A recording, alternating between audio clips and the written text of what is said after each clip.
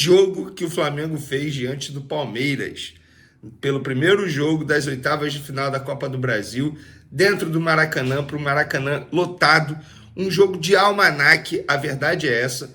O Flamengo deu uma aula de futebol para cima do Palmeiras, não deu nenhum espaço à equipe alviverde. O Abel Ferreira tentou surpreender o técnico Tite na escalação, mas a estratégia não deu certo, muito por conta da atuação do Flamengo e pela estratégia do técnico Tite, que teve problema nos minutos iniciais de jogo. Aos 22 minutos teve que fazer uma alteração essa que surtiu efeito, mas de maneira positiva, porque o Tite foi inteligente.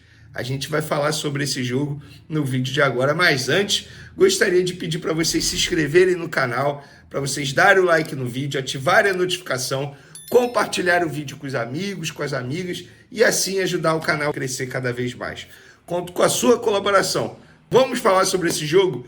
Pois é, como eu falei aí na minha introdução, que jogo que o Flamengo fez. Jogo digno para palmas.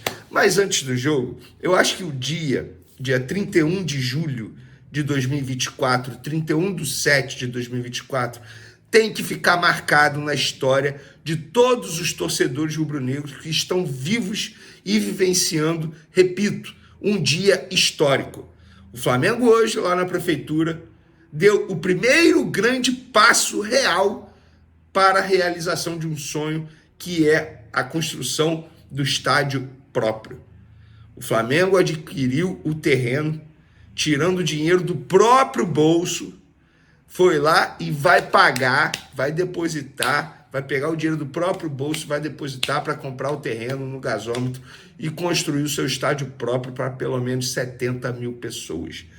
Parabéns aos envolvidos. É um dia, repito, gente, é um dia que vai ficar marcado. Eu fico arrepiado. Sabe por quê? Desde criança, eu ouço os rivais me zoando na época da resenha, na época de escola. Ah, o Flamengo não tem estádio, o Flamengo não tem onde jogar, o Flamengo não tem casa. Era o único motivo que, entre aspas, o Flamengo dava para os rivais para ser zoado. Porque agora isso vai acabar. É questão de tempo. O Rodolfo Landim, lá na prefeitura, deu uma entrevista coletiva dizendo que a expectativa é a inauguração do aniversário do Flamengo em 2029. Pode até ser antes, pode ser depois, mas, gente, agora é questão de tempo.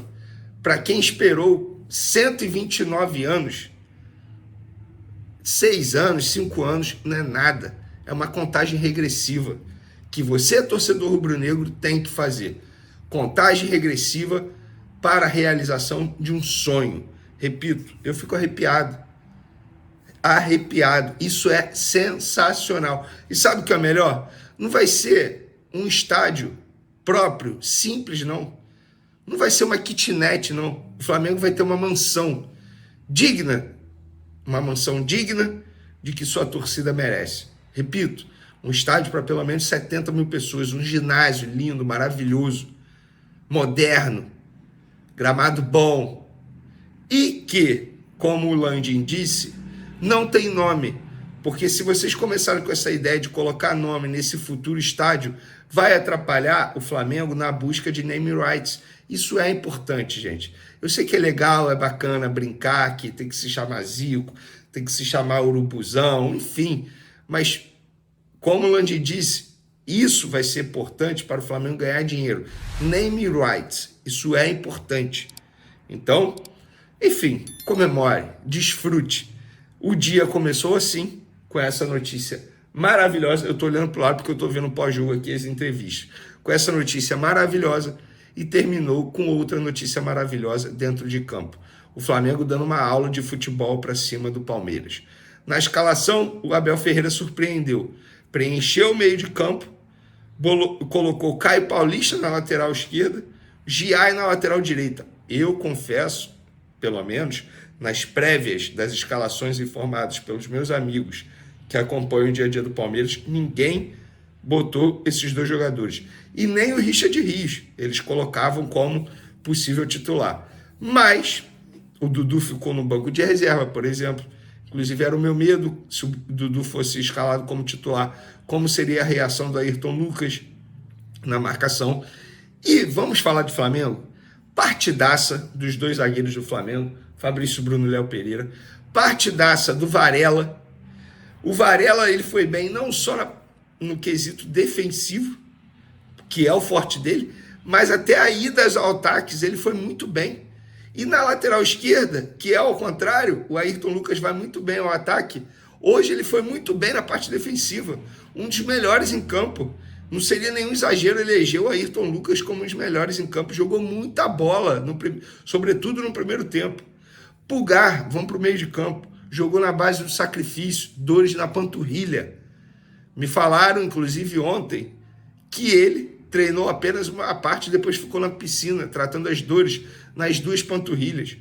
De La Cruz, no segundo tempo, comeu a bola, comandou o meio de campo. Arrascaeta, como sempre, em jogo decisivo, chama a responsabilidade, fazendo jogadas importantes. Gerson, novamente, voando em campo.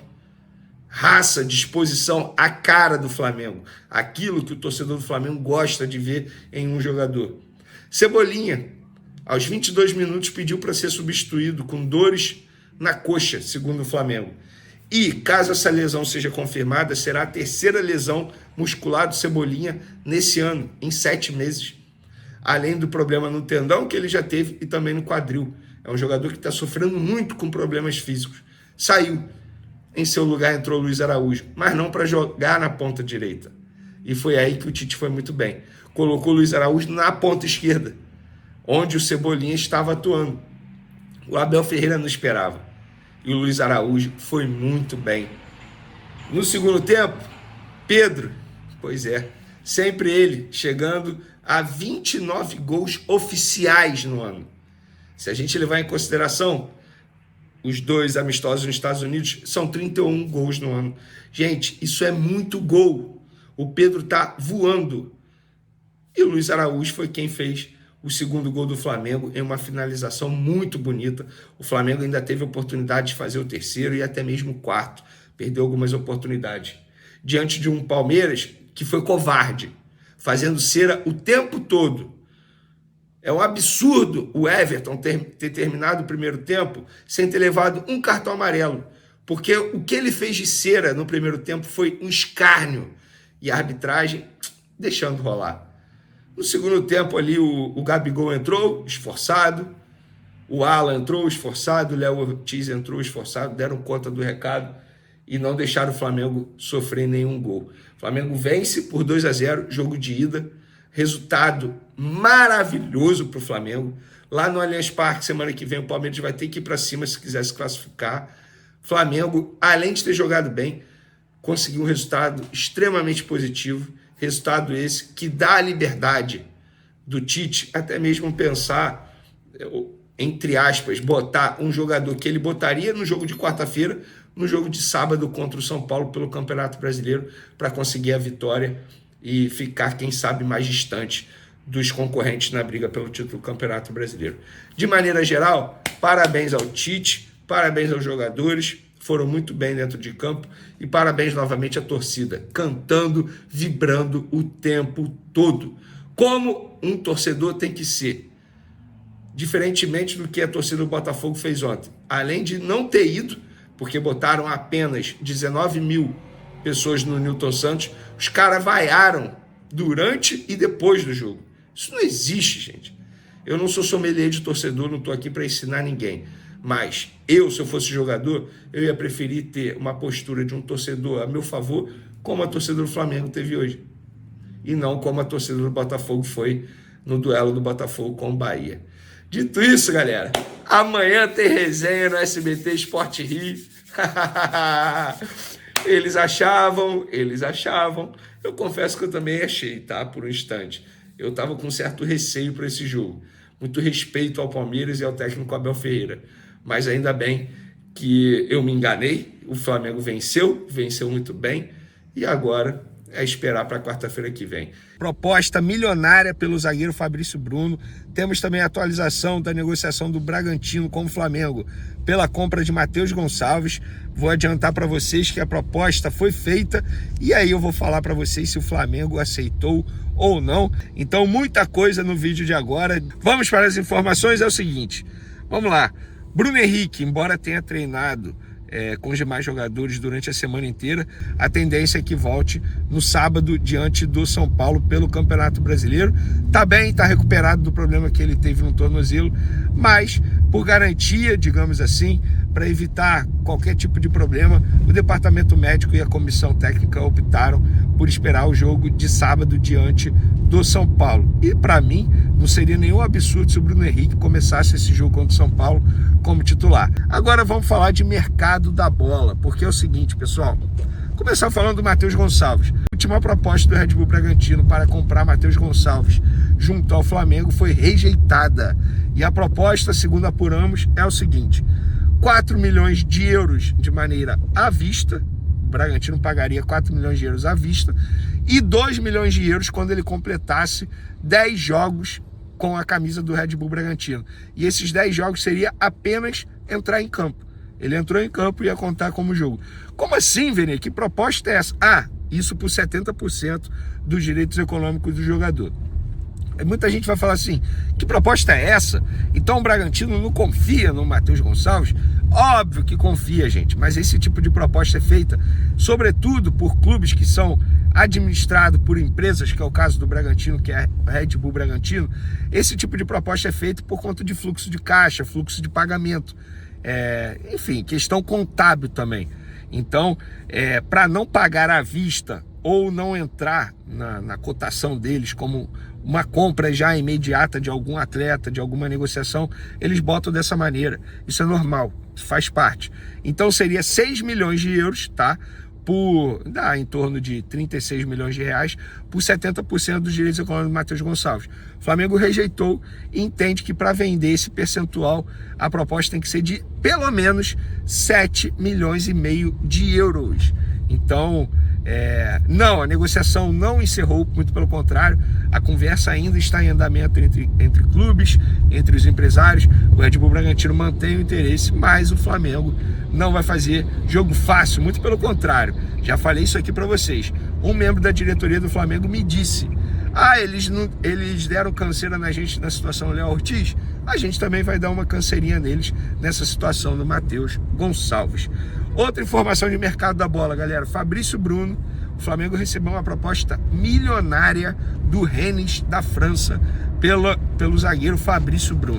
Vamos lá, a proposta é o seguinte: 14 milhões de euros, isso dá em torno aí de 85 milhões de reais, sendo que 12 milhões e meio de euros fixo e 1 milhão e meio de euros através de bônus por metas. Os valores são por 90% dos direitos econômicos do zagueiro. O Flamengo ainda não descartou a venda, mas, segundo apurei, essa situação só vai avançar depois dos duelos com o Palmeiras, depois desses jogos difíceis e complicados que o Flamengo terá daqui para frente. Então o Flamengo não quer se desfazer do Fabrício Bruno agora. Se vender o jogador, será depois desses jogos importantes, o que a diretoria está certíssima. Primeiro, não precisa ficar desesperada para fazer caixa com venda de jogador. O Flamengo não está nessa situação. Segundo, o Fabrício Bruno é titular absoluto. Terceiro, não tem por que correr para decidir essa situação toda. Então, pessoal, é isso. O Flamengo recebeu essa proposta, mas dificilmente vai responder a proposta agora. Então, o Flamengo está certo, na minha opinião. A proposta para o jogador é uma proposta muito boa, financeiramente falando. Até questão de contrato, tempo de contrato. Lembrando que recentemente o Flamengo topou vender o Fabrício Bruno para o West Ham, mas em cima da hora o Fabrício Bruno acabou rejeitando a proposta por entender que, financeiramente falando, questão aí, ele se reuniu com a família, ele entendeu que não seria um bom caminho naquele momento. Verei o Rennes, será que ele topa?